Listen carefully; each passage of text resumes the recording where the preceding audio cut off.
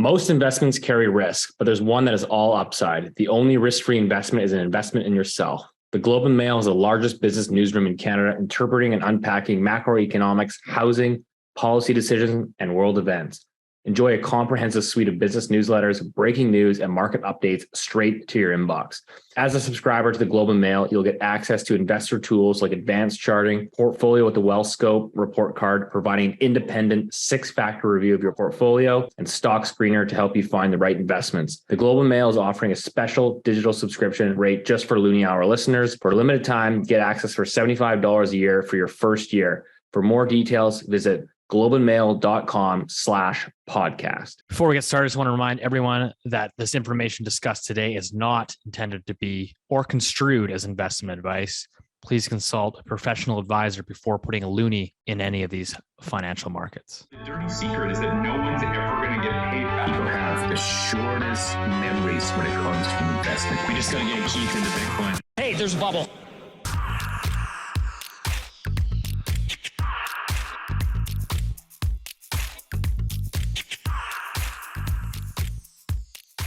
Welcome back to Loonie Hour, episode 78. As always, joined by the three amigos. We've got Keith Dicker of IceCap Asset Management and Rich Diaz of Acorn Macro Consulting. Rich, what's going on, buddy? New background? New background, new scenario, new setting, new year. No, it's not the new year, unless you're a Zoroastrian. But anyways, no, I'm at the WeWork today, and because I can't work from home, basically is the story. I just basically take naps between 10 and 10:30 and 3 and 3:30, and then. But I did find myself a room with canoes. So there are my Canadian credentials, canoes in the background. There you go. That kind of looks like Alberta in the background. It does actually. I actually think it is Alberta. It's got to be Alberta. British God's Columbia country. or something. God's country. That's right. I think it might be BC. Whatever. But anyways, yeah, I'm here. I'm happy. I always thought, what happened to WeWork, man? I thought there was like that big scandal. I'm surprised there's still a thing. So I'll tell you, as someone who's both looked at the stock, and been a faithful user of the service. The service is amazing for the people. I mean, it's clean. It's nice. There's free beer at 5:00. My mom told me to not talk about. My mom told me to stop talking about being drunk all the time, so I can't do that. But there's free beer. There's free coffee. There's all kinds of really woke signs everywhere telling us about things that we don't need to talk about, but. It's actually amazing. Now, from a business standpoint, from the actual equity holders of that business, I think it's going to probably go bankrupt soon enough.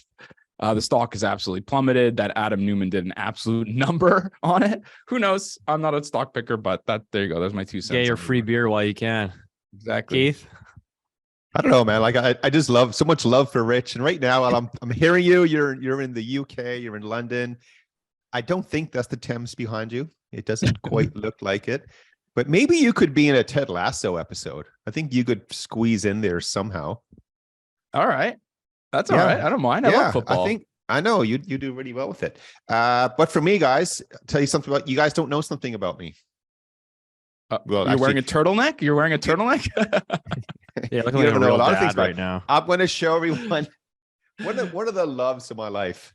And every now and then, Mrs. IceCap will find at my desk. She'll say, "You got it again. Are you ready? Here it comes." So those listening, it's the President's Choice Decadent Chocolate Chunk Cookies. Is that is that from the Loblaws guy, the Westons? Yeah. People are really upset. That guy just got a 55% pay raise. Well, I would want a pay raise too if I was presiding over one of the oligopolies in Canada. Yeah, I think his salary is 55% raise.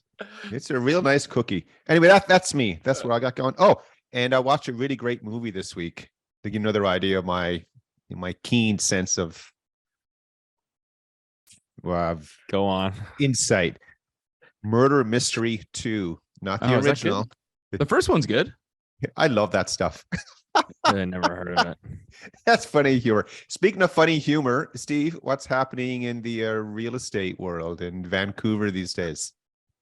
I don't know. It's just people are getting excited again. The realtors are getting bullish. The drinks are flowing, so I don't know. It's interesting. It's bizarre. I think I'm still quite nervous, still a little bit skeptical of this current rally, let's call it. But, you digging through the data, I think we touched on it briefly last week, but yeah, Vancouver home sales kind of bouncing around below 10-year averages, sort of, still pretty weak, but new listings at 22-year lows. Total standing inventory, the lowest we've seen in almost 20 years. And it's a similar conversation in the GTA. Just had a good conversation with John Pasalis, who I do a lot of work with. He's sort of the boots on the ground in Toronto. He remarked that GTA home sales were the lowest since 2009, but inventory, I think, was new listings coming on was, I think, around 20-year lows as well. And right now in the GTA, there's just over 1 month of supply on the market, which is crazy. Like Vancouver's a tight market, and we have 3 months of inventory. That's pretty tight, and we're seeing multiple offers and whatnot. But the GTA is at 1 month. So, and I have a question for you, Steve. In the new inventory, I assume it's new builds mostly. And I know you're also going to have transitional cost or inventory coming on, like people that are just leaving and stuff like that. So it really is, like you say, the population growth is increasing and more people want to buy something, but the new build inventory is not growing fast enough. Is that the best way to think about it?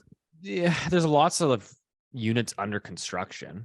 So I do think that will help alleviate some issues probably over the next 2 years. But yeah, as long as, Rich has talked about it a lot. As long as the population continues to grow at a similar rate, I think you can make an argument that you're not going to be oversupplied any time in the near future. Now, speaking of potential supply, I think there was a really large change announced from the BC government. David Eby, who I've chatted with numerous times, interviewed him a couple of years ago. But he's really leaving his stamp, I think, on the housing market. So we talked about it. Rich, you and I have talked about it. I think Andrew Haynes was talking about it on Twitter quite a bit too, which was New Zealand's housing policy. So they came in, they basically banned, I think it was in the main city there, is they basically banned single family zoning. And so they allowed multi-units to be allowed to be built on all single family zoning. And so the BC government said, okay, let's go and follow that. So they just announced that this fall, they're creating legislation that was going to override municipal zoning. And they're essentially going to eliminate single family zoning. They're going to allow duplexes, triplexes, and I think fourplexes on essentially all single family zoning, depending on the size of the lot. So we have to wait to get all the details, but I think it's a monster announcement. That is a huge announcement. I have a question for our resident NIMBY. That's you, Keith. But I was just wondering, simply put, is that a good idea? Is it a good idea? Is it about time, or is it too late, or how do you feel about it, Steve? I think in the near term, the very short term, it's definitely a land lift for people that own the land. So if you bought a single family house, 13 years ago, congratulations. I think over the long run, as the supply actually gets built, I think you're going to see the benefits 4 to 5 years from now. Because I do think, Calgary already has this model where basically single family zoning, Calgary has tons of land. So they let people basically just take single families and build these infill units, which is like duplexes, fourplexes, row homes on inner lots. So the fact that land constrained areas like Vancouver haven't allowed it is quite bizarre. Yeah. And I think that really just goes to, the layers of bureaucracy. Well, that brings me to my next question, which is Vancouver really that land constrained? Forgive my ignorance, but I live in a part of the world that actually is land constrained. I think the UK is one of, if not the most populated per square foot place in the world, which begs the question why I live here at all. But anyways, it's just extremely what's it called? There's loads and loads of people in a very, very small amount of area. Is it really true that you cannot expand? In London, there's something called the Green Belt, which a bunch of NIMBYs, Keith should be familiar with these people. They don't want to let you build outside this magical Green Belt. It's totally artificial. That's what the there's GTA no, has as well. yeah. So, but in Vancouver, is that the same thing? No, I mean, we're basically like you got mountains, water on one side, river on the other side. And then you've got a lot of it is ALR, agricultural land reserve. So, yeah, I honestly think we are land constrained. Now, I will say Okay. a lot of the land actually the majority of the land in the city of Vancouver is actually zoned for single family, That's dumb. which is dumb because when you think about it, one piece of land, if I just say, hey, I'll sell you a tear down house anywhere in the city of Vancouver, those prices start at about 1.7 million. So it's like, it's really not feasible or attainable for the vast majority of people entering the market. And so the fact that the majority of your land is zoned to only allow those price points is it doesn't make sense anymore. So I think ultimately, yes, they need to essentially open up the floodgates and start building these sort of 3 units, 4 units, and get the density, and hopefully that will, I think over time it will mitigate, because you do have this missing middle, right? Young families basically they either go into a 2-bedroom condo or they go into a detached house, and they have to make that leap. There's not really a whole lot of product mix in between. And ultimately, I think this is certainly it's a bigger conversation, but I think this is a huge reason why you're seeing young families or young people not really having kids, at least in, places like Vancouver and Toronto. It's too expensive. And if all you can afford is a 2-bedroom condo, do you really want to have 2 kids in a 2-bedroom condo? That and climate nihilism, but that's a conversation for a different day. My question is for Keith, who's the resident NIMBY. How would you feel if someone built a duplex right next to your mansion? Yeah, I mean, at my point in my life, I wouldn't like it, because the neighborhood I'm in, it's all single family homes. Like, there's no, and if you know Halifax or not, within the city, there are very specific neighborhoods where it's just all student rentals, and then there's areas where there isn't, and there's a huge difference in lifestyle. Because students they're students. Like Halifax and Dalhousie University is famous for their I don't know what party, their open street party they have every year in September, and like it's a complete gong show. Like, you're getting thousands of kids on the street and stuff. And so what happens about 5 blocks away from where I live, and I don't see not one student over here during that night. Like, it just doesn't happen. But anyway, Let this man suck back his Pinot Noir in peace. That's right. Yeah. And actually, I found a new drink when I was on holiday. A nice vermouth. It was really nice to Sorry, to what? enjoy. A what? Blah, blah. But back to the solution here, is what you just explained, Steve. That seems to be an option, doesn't it? Like, is there any, because you have to make new supply. And if you constrict it with land, like, you can't build out, so you have to go up. Basically, yeah. And people pay. What else can they do? Well, yeah, I mean, essentially, most of the development that we've been building over the last 10 years has realistically, it's predominantly been catered towards investors. And so you're building like these, high-rise towers, and you're building small 1-bedrooms, junior 2-bedroom units, because those are what maximize, in cash flow for investors, which is great, but it doesn't really help the young family that needs, a 3-bedroom and 1,300 square feet, to raise a family. So this is the product mix, I think, that is sorely needed in a lot of Canada, to be frank. So yeah, we'll get a sense of that, but I think that's about it on the. Speaking of NIMBYs, go ahead. I have one more thing to add. Now, this must be true because I saw it on Twitter, of course, right? So it's true. But I saw a conversation about population growth in Canada with how many immigrants are coming in last year versus this year, and I thought I saw someone suggested that it will be even more coming in 23. And the number I saw was 1.5 million, which I thought was pretty dramatic. But have you guys seen or read or heard of anything along those numbers? I haven't heard. I don't know what kind of counts you're following. Pinot Noir or at Pinot Noir or stuff like that. But if any listener, if they have hard data on that, like what's been approved for this year, maybe just share it with us, because You know, Well, it is the it does provide a lot of underlying support for both housing as well as the economy and stuff like that. So it is something important for us to keep To an your eye point, the Canadian government's raised their permanent residency targets, I think, to 480,000 this year, 500,000 next year, but they don't actually set targets for foreign students and foreign workers. So it's kind of like you kind of just open up the floodgates and figure out how many people come in. So that's kind of the problem. So if Rich came back, what would you be, Rich? What would you be called? An illegal alien. No, I have no idea. I think I would just be an emigrate. What is it? EMM instead of IMM? I don't know. I have no idea what I'd be.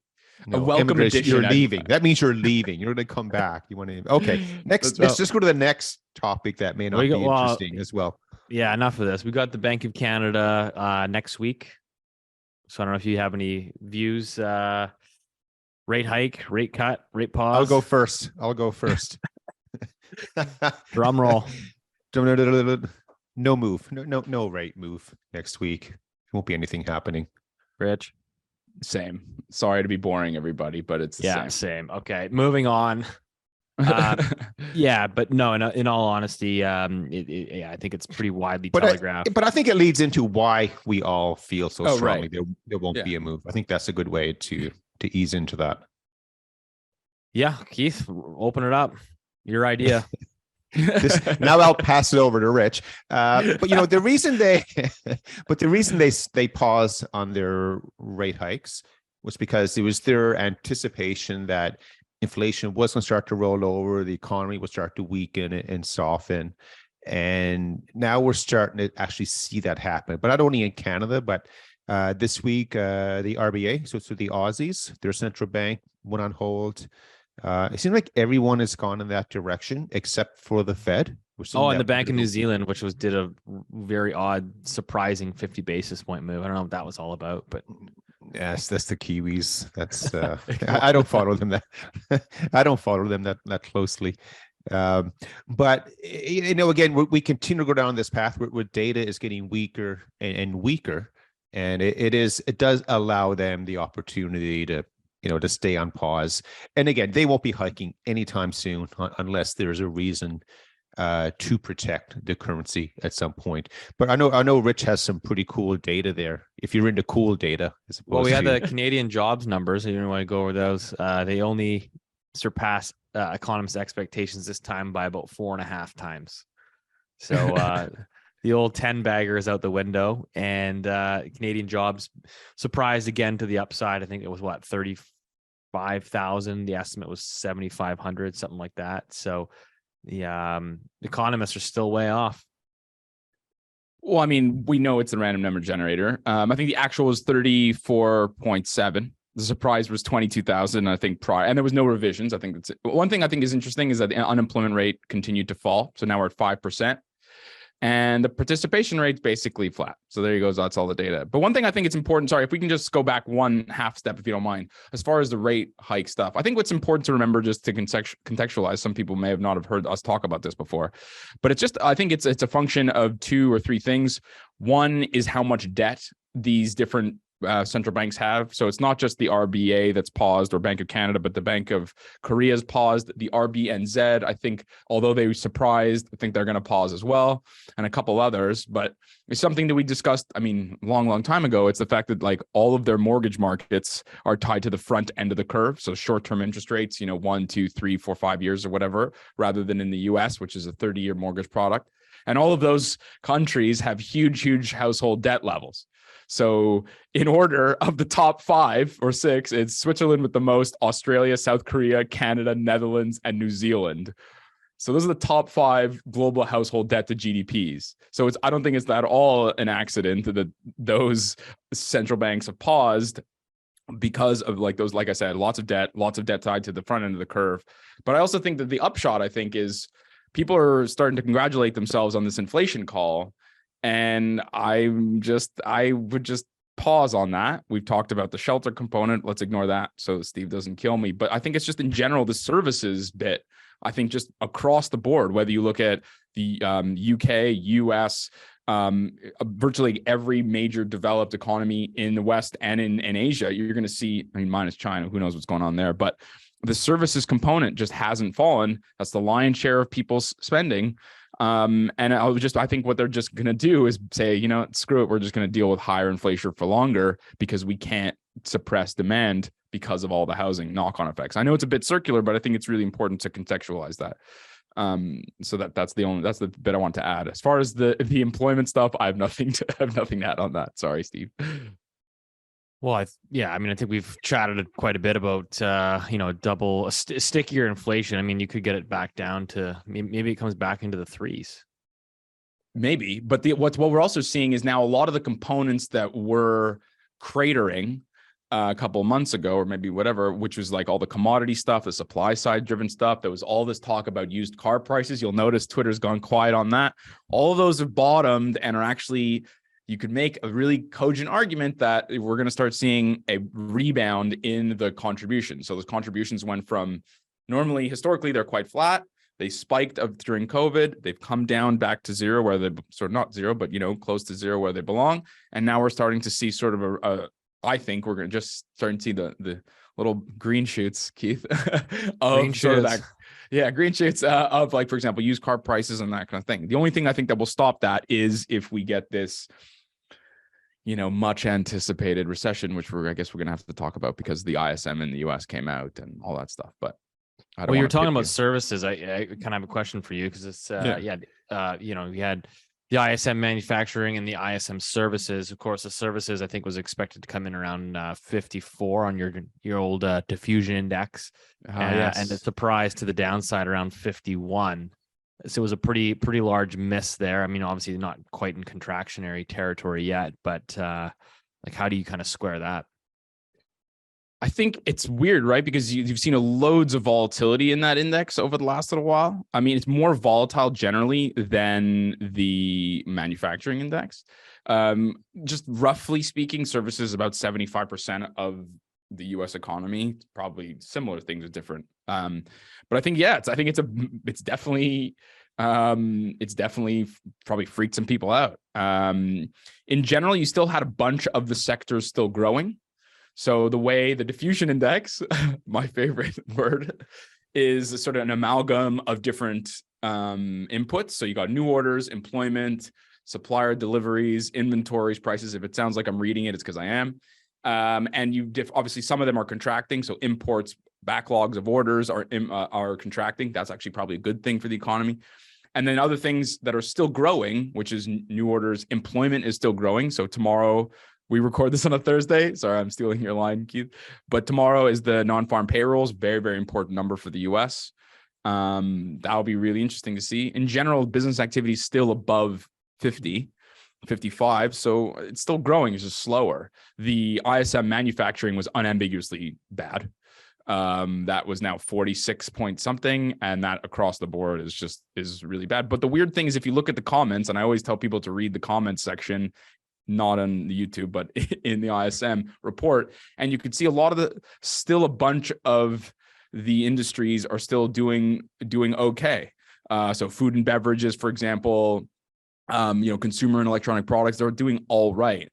And I think it's because of it's because of the diffusion index. So there's some components that are absolutely cratered, which is like supply chain lead times and inventories, whereas others are still okay. Don't get me wrong, it was unambiguously a bad number.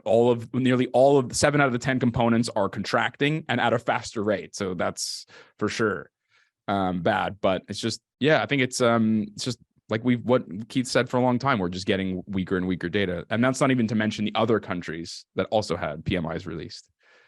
Keith, what's on your mind? So what's interesting with all this now is markets are starting to shift from where signs of a slowdown were perceived to be bullish because it meant central banks would stop hiking rates. And I'm starting to see evidence here now where it's starting to shift to, oh, wow, a recession isn't good. So, do you know what I mean? Like, I think. Yeah, bad news is bad news. Yeah. So we're starting to shift from, one market to the next. And and the way it should work out if everything was in line, and of course it never does go perfectly like that. But as soon as we move towards this market where it is a recession, it's bad for earnings, some equity sectors should do worse than other sectors. For example, cyclical. So you're looking at consumer discretionary, materials, industrials, stuff like that should not do as well. But at the same time, though, the long government bond markets should start to really outperform. So, so all of a sudden you see the American, say the 10-year, right now we're at around 3.25. Maybe we're at 4.5 there not too long ago. And back then everyone was saying, oh, it's going to go to 6. No, it's going to 8. They're tripping over themselves. Maybe we reach a 2 handle on it, and that will just blow everyone up. And they wouldn't be expecting that. And then credit, like corporate credit, it should really start to blow out. And so what's interesting, so this morning, the Bank of Canada came out with their business outlook survey. And if you're, you're like us, you're kind of nerdy, you like this kind of stuff. There's some interesting things. They're sending out a questionnaire survey to businesses to try to gauge what they're seeing, and all the data this time, it's all getting softer and softer. But one of the charts that caught my attention is actually chart number 2. And the title of it says cost pressures remain the top concern, which is true because it affects companies' margins. But one of the items on it which continues to deteriorate is credit. So it's measuring what is the firm's view on be able to borrow, and that continues to it gets worse. So companies are seeing that as it's harder to borrow. They're anticipating if they are borrowing, it's going to be at less favorable terms than what they had before. And again, like if you're connecting all the dots, there shouldn't be any shocks or surprises with it, because it reconciles with the ISM data that we just went through. It reconciles, what we're seeing with markets are starting to transition. So right now, there are no surprises in the system. We're moving along as we should. And we always talk about this path and journey and Aerosmith and everything, we have fun with, but it's going in that direction. So can I ask you a question, Keith? It makes us happy. Sorry, can I ask you a quick question? Is it because are the credit conditionings worsening because of the cost or because the supply? Do you know what I mean? Because I know in the senior loan officer survey, which is a similar thing, they do this for the US, they do it for Canada. You can have like the cost of borrowing, but also sometimes even if you're willing to pay 9% or whatever it is, the banks say, no, sorry, the window's shut. So what did they split it out? No, it's just, okay, too bad. Yeah. So we can, this is where as an investment professional, you can interpret it to match your story, whatever narrative you want to tell.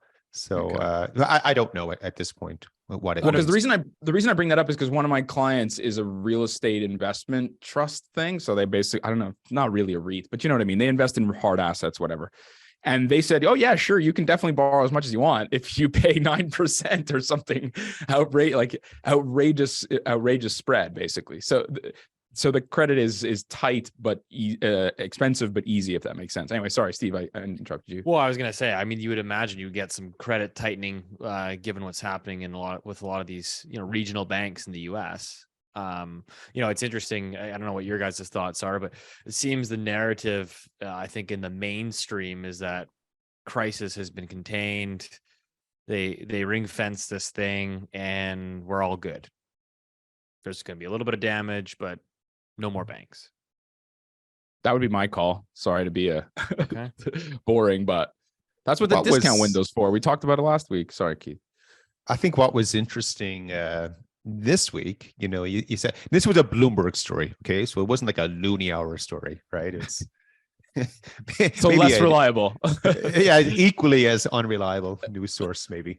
But you guys see the Bloomberg story about about the banks, the bank stock that has the most short interest in the whole world? Did you see it? Is it short interest or number of? Tell us about it. Sorry. It was short interest. So basically, it measures. It takes a company, what percentage of the shares have been borrowed to short. So what percentage of investors are making a bet that the price will go down of this shares. So let's go through this. So candidates are HSBC, Deutsche Bank, SocGen, Unicredit. Hey, you notice they're all over in Europe? No, HSBC. No, HSBC is listed on the A shares market. Excuse me. It all looks the same. It all looks the same. Or the number one was it was the green shirt bank, TD Bank in Canada. So, of course, that attracted a lot of attention in the Twitter Canada world. So is TD Bank crashing? Do you need to get your money out? Is that what that means? No. What does it mean, Rich? What don't do that. No, don't go there. But a couple things with it. It's an interesting note. There's always short interest on every single stock in the world. The narrative behind it is because TD, they have a lot of exposure in the US. They also have exposure to Charles Schwab, and they're struggling a bit these days because their own investment portfolio is taking on some losses. So TD's just about to close a new acquisition as well, right? Yeah, but they'll renegotiate the price on it and stuff. So you have that, and it sort of fits into the narrative that we've been talking about quite a bit. But again, don't go running, take your money out of this bank or anyone right now. That's not the case. The other thing that's interesting, so back in a former life when we were doing a lot of stock picking, we were running a global equity portfolio, and one of the factors that we use as an input to our decision was short interest ratio. And one thing that would catch your attention is actually a firm with the highest short interest. So it's a bit of a contrarian indicator. So the point is that everyone is already short of it. There's no one else left too short. And then you can get this real powerful short covering rally, and that could happen as well. But I just thought it was interesting. It did make me smile a little bit when I saw this big Canadian bank, on ahead of all these crap European banks in terms of a metric. It's interesting. Yeah, it was funny. I thought it was funny. Interestingly enough, is TD has actually been the most aggressive on new mortgage originations in Canada in the last month or two. So, I mean, I don't know if any of that's correlated, but they've been beating everybody on mortgage rate by 15, 20, 25 basis points. So it's we've got some mortgage brokers I know that listen to this show, and I can tell you they've been losing a lot of business, frustratingly, to TD Bank. So, that could be a situation where they just expect the turn to happen, or the pause is going to stabilize. I mean, that's obviously they have a reason for doing it. I mean, they want to get market share somehow. Because most banks have really pulled back, right? We've talked about this. There's some of the big banks are just they're not even interested in competing on rate.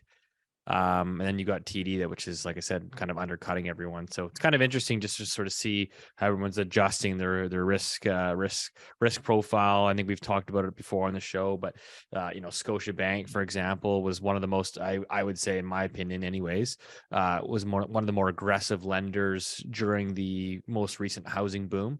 And they've completely pulled back. Their mortgage pricing is 30, 40, 50 basis points higher than any other bank. And so go ahead. Sorry. Yeah. So one thing that's interesting with that, and again, I have no inside knowledge. I have no idea what these guys have. And unless you're inside, you wouldn't either. And again, we're not picking names here specifically, but I think you said TD, right? They're underwriting more than everyone else. TD right now is the most aggressive, at least in terms of on the rate side. And then I would say the least aggressive, and basically, I mean, nobody's originating loans seemingly is Scotiabank. Yeah, so maybe they have different loss experiences on their books. So maybe TD say, hey, we've held up really well on this downturn already. We don't think it's going to get any worse. Let's load up. Let's get more aggressive.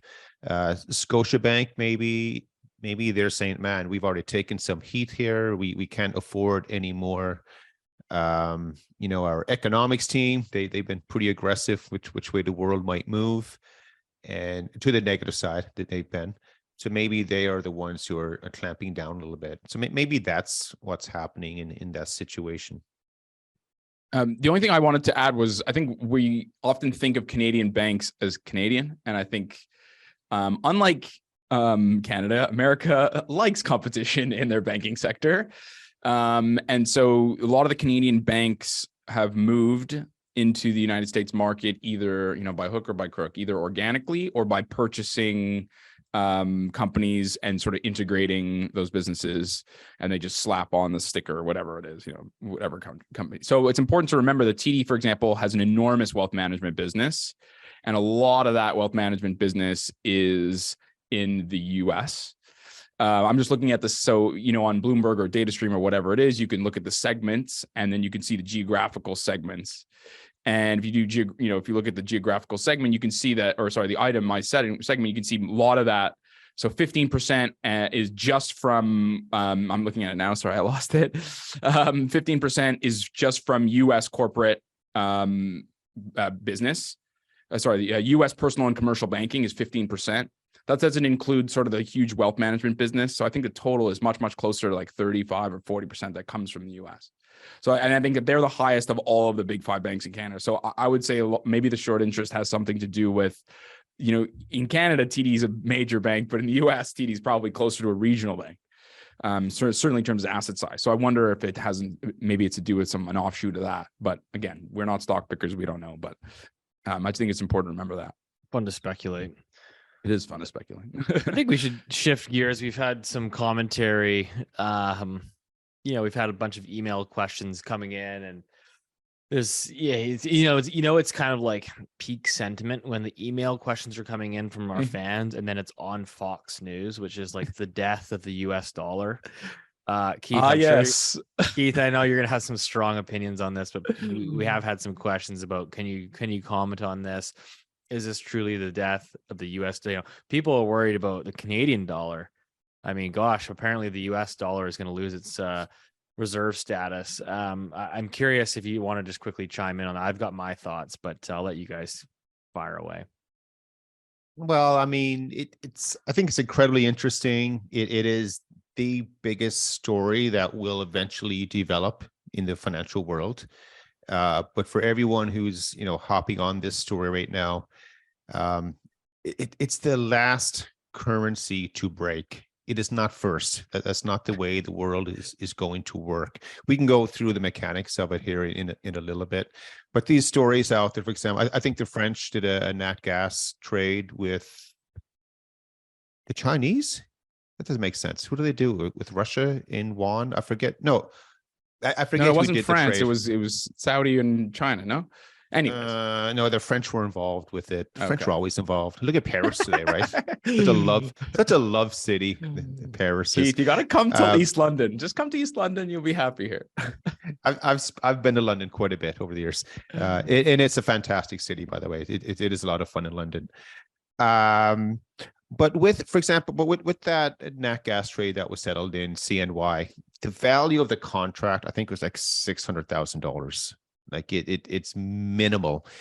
And I think you can help me with this, Rich. The total value of annual energy products traded, is it 1 trillion or 3 trillion? I know it's a 1 or 3. It's probably closer to 4% of global GDP. So Okay. It's probably 3 or 4 trillion. Yeah, so it's pretty big. So they were able to do it, but in terms of the size, everything, it's a nothing burger, as they would say. Those people who are claiming, hey, this is the beginning of the end is nigh, then you need a first step. Absolutely. So I can see the reason why they'd be pretty excited about this.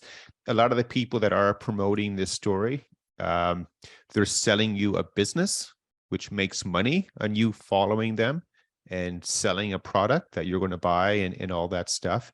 But to believe that the world is shutting itself off the US dollar system, and it's happening right now. Again, it's not the case. It's the US is the last one to break. And the reason for that is because unlike any other currency in the world, there's a significant amount of money that has been borrowed in US dollars that takes place outside of the US, and it doesn't even involve any US players involved with it.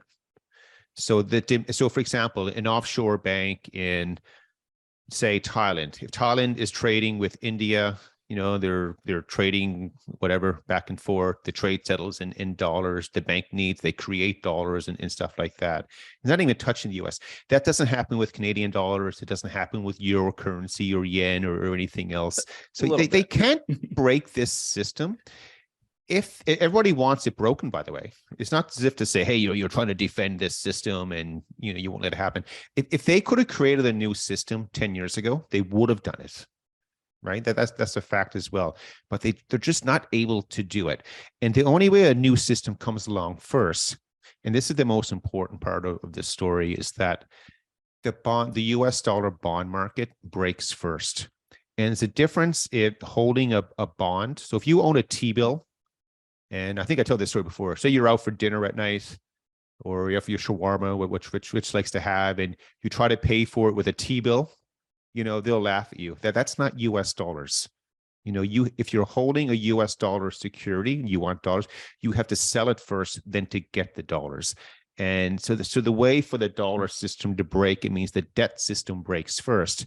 And it means that the world outside of the US implodes at the same time. So I don't know how easy it's going to be to have this fixed. But maybe you're at peak, euphoria right now, and hey, the US dollar is doomed and everything. And I don't buy it at all. And I'm actually positioned for the opposite side of it. That's how strongly I feel about it. Rich is chomping at the bit. Yes.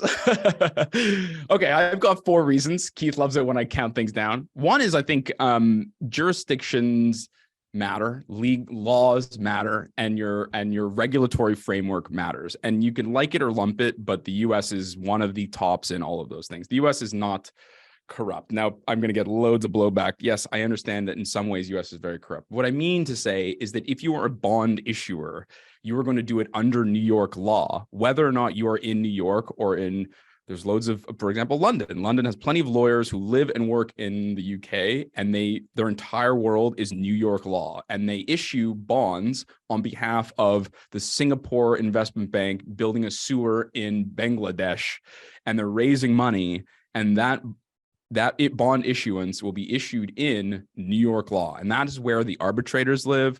I'm making this example; it's a hypothetical example, but I promise you this is true.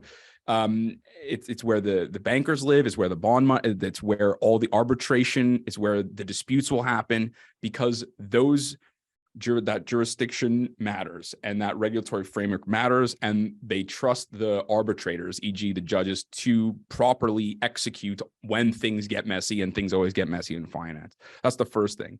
And that first thing matters because it's trusted. That's what investors trust. That's what investors know, more so than they would, let's say, China, for example. That's the second thing. You need an alternative. So there's always this thing called TINA. There is no other alternative. And the reality is what you can always, I think, until Bernie Sanders becomes the American president, America will, to a fault, protect capital owners and the owners of equity and money long before they care about anything else. And I think that that's really, really important. Whereas other countries like China, for example, it's not at all clear that their political establishment or the judiciary or what have you will do that. The second thing is, I think, is just like quantum. So, for example, reserves. There's all this talk about how reserves are falling. So reserves, but this is just a technical mistake that people who don't look at the data always make. I will share this chart. Now, global foreign exchange reserves in the United States are 54% of total.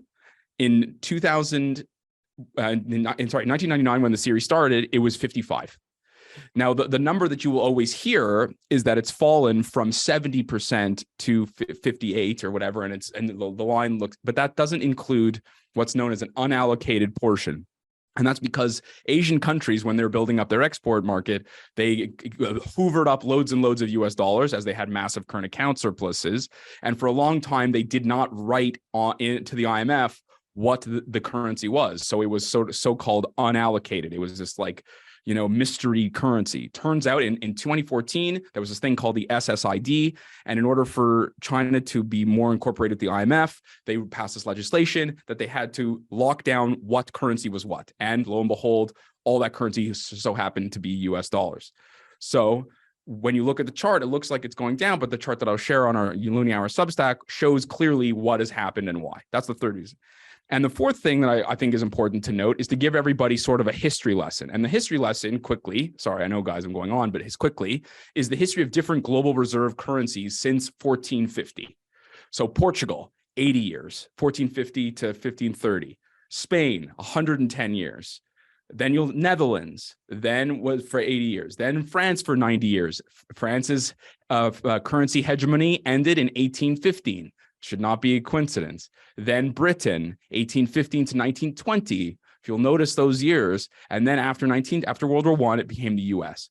So what are why do I bring that up? Why is that so important? Two things. One, the foreign reserve currency it's not a coincidence that the leading empire at the time is directly related to that foreign currency.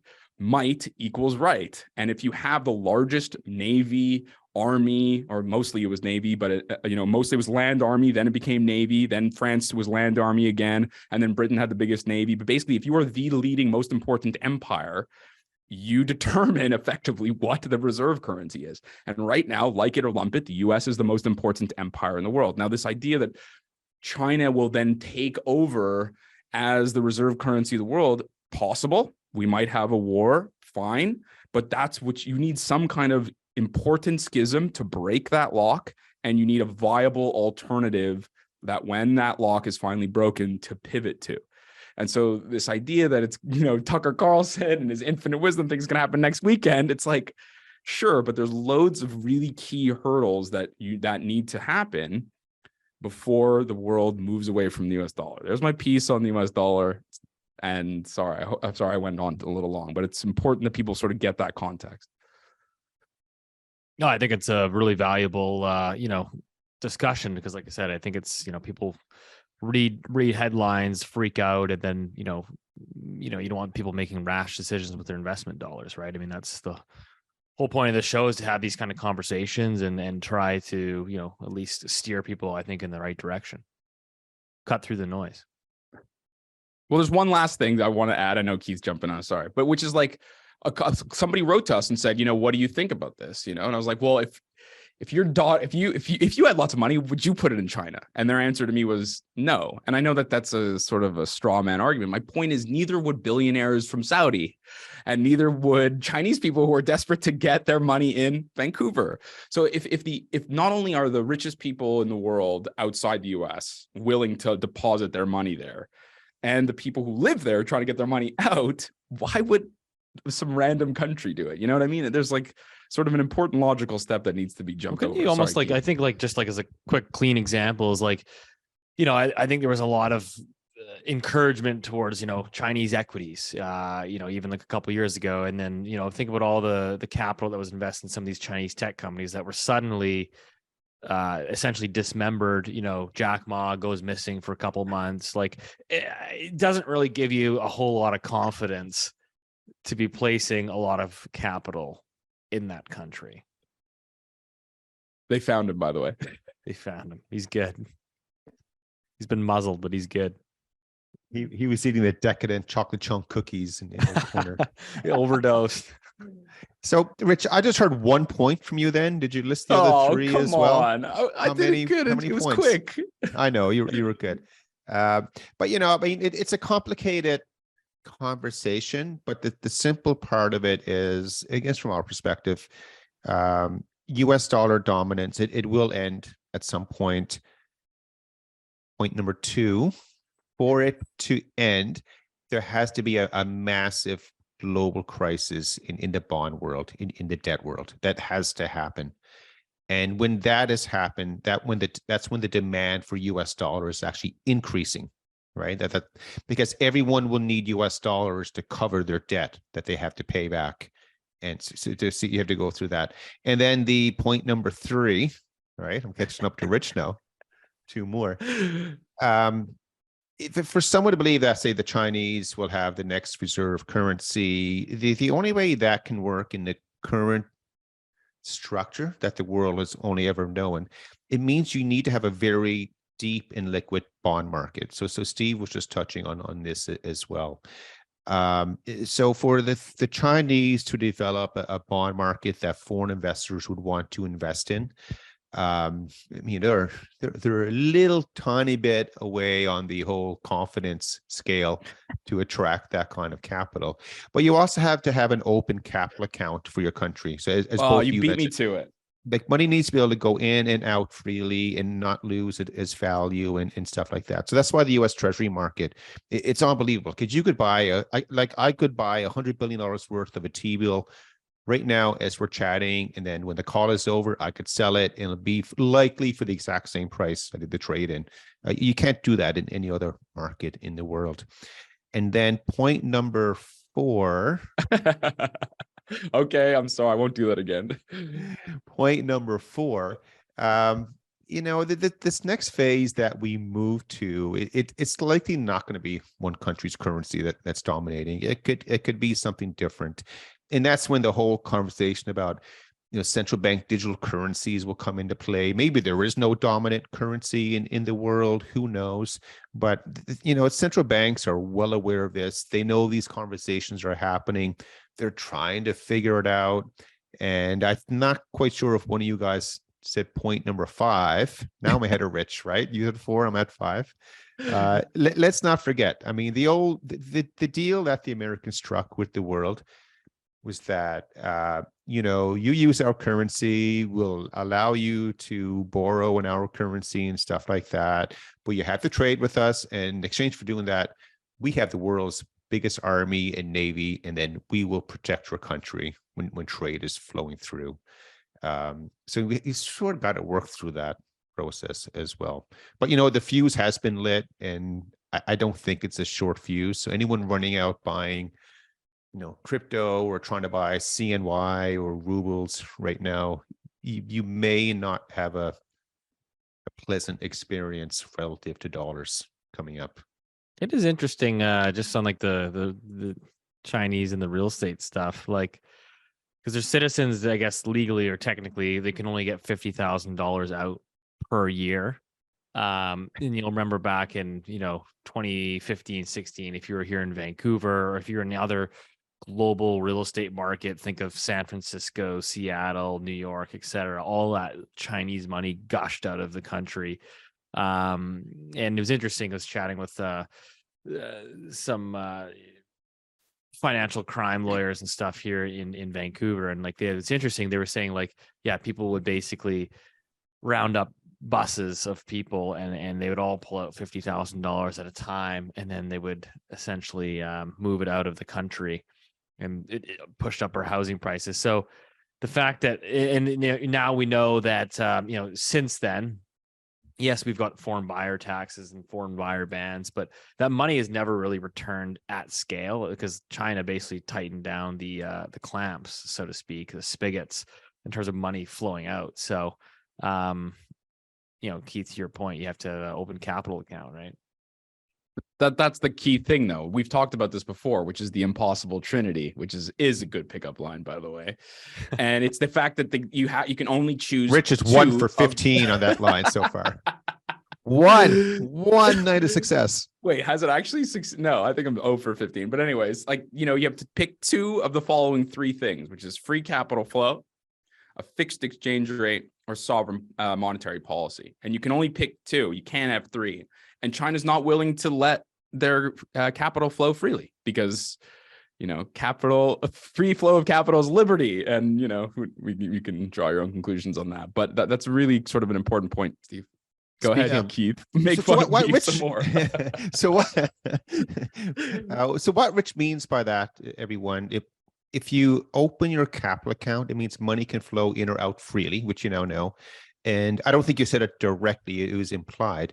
Oh, but sorry. If the Chinese went to that, if they had an open capital account, it is believed and expected, and it's 100% true, capital would just gush out of the country. And so that means they're selling their CNY or RMB to the central bank, and their central bank has to give them US dollars for them to leave. And so the Chinese currency would suffer a massive devaluation, and they're struggling with that right now. And I sent out a tweet a few days ago. I meant to it's serious with it, but a bit of a jest as well. But whenever there has to be a serious monetary or financial adjustment in the world, policymakers will do it over a bank-long weekend. I mean, that's it, unless they're forced to do it on Tuesday afternoon. They pretend they would prefer to wait for the weekend. And if there's a bank holiday on it, that gives them an extra 24 hours to do it. So one thing that we would often do over the years, if there was stress somewhere, you look around at your calendar. When is the next big holiday weekend coming up? So this weekend is Easter weekend. So, Friday is a holiday in Canada, the US. In Europe, I think it's Friday and Monday, because you guys really like not to go to work. Rich, is that right? I'll be here tomorrow. It kind of writes itself after a while, doesn't it? But I've been focused on China and Hong Kong for a while, and so the Hong Kong currency has been trading at the top end of its band for 10 days straight. That's where it is. So there's billions of dollars leaking out to the system. Kyle Bass covers this quite a bit. We should get Kyle to come on, actually. The top end is cheaper and lower is more expensive, right? Just so people understand. We're getting Kyle on, right? Yeah, I know Kyle. I'll get Kyle to come on as soon as you talk about it. But it's one of these situations where so China, they're trying to get the money out. A lot of them are able to use Hong Kong as the conduit, which actually flows through HSBC. Like, everything is linked together here. And but it's something to keep an eye on. And hey, it's a long weekend. We're doing this Thursday. Listen to this on Friday, usually, right? And maybe it's this weekend, or then you go to the next month, looking at May and June. But it is something, though, that policymakers have a serious look at the calendar.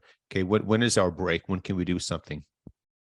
So it's going to be a wild weekend then. It could be, or maybe He's going to be there drinking his Pinot. And what? Big news. You got some fancy eating Pinots? my cookies. You got some fancy Pinot for the special holidays here, or what? No, everything is fancy in my house. Oh, yeah, must be nice. That's why we never get the invite. That's right. Guy doesn't share.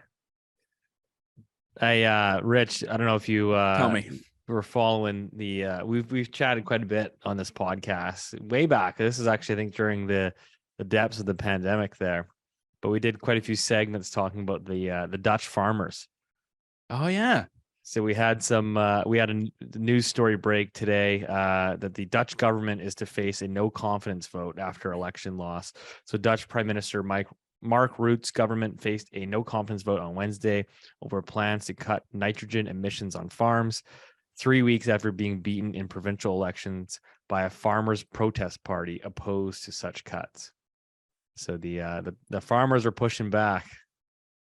Well, it's just funny because I was actually doing since we had our original talk, I was looking at the data, because that's what I like to do. And it's actually amazing what's available. So the World Bank publishes fertilizer per hectare of arable land used. That was a big mouthful, and they've done this for many, many, many countries over a really long time, I think since the 70s or whatever.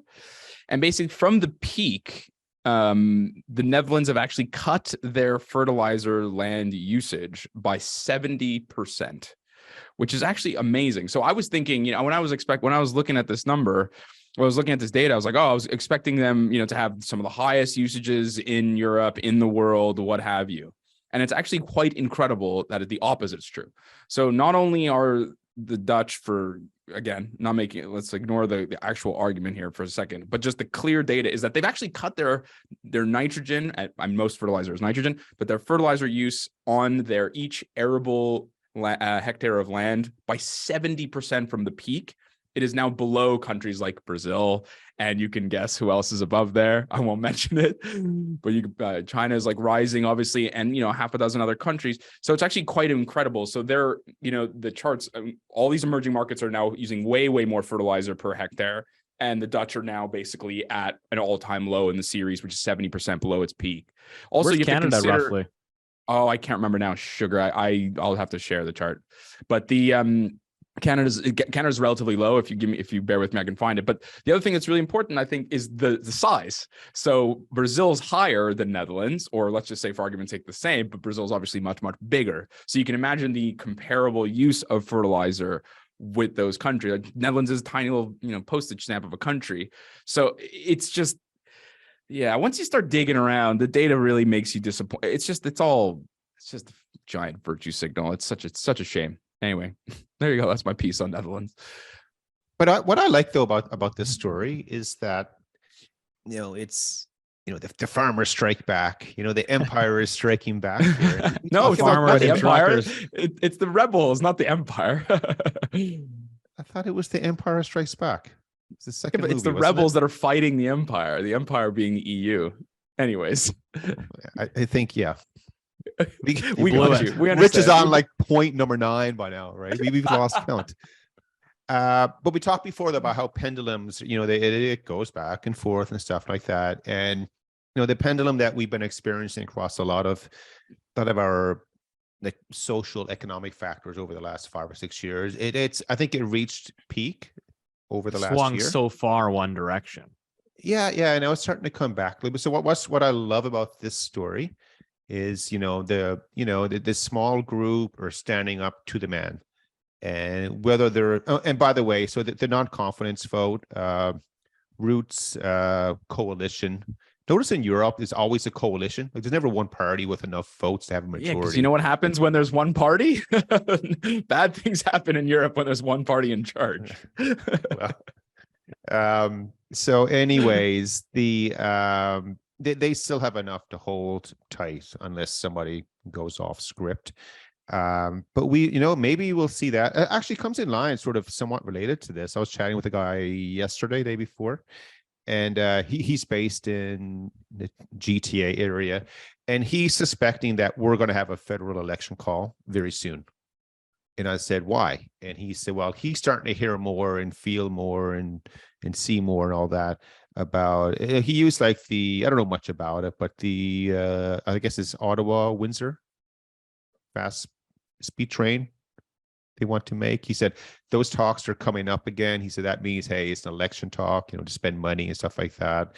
And then he was saying, for what he's hearing, like within the Liberal Party, like the support for Trudeau is starting to decline. And so maybe they need to make a move at this point. So maybe he becomes this symbolic, cutting off, and then the new leader will come in.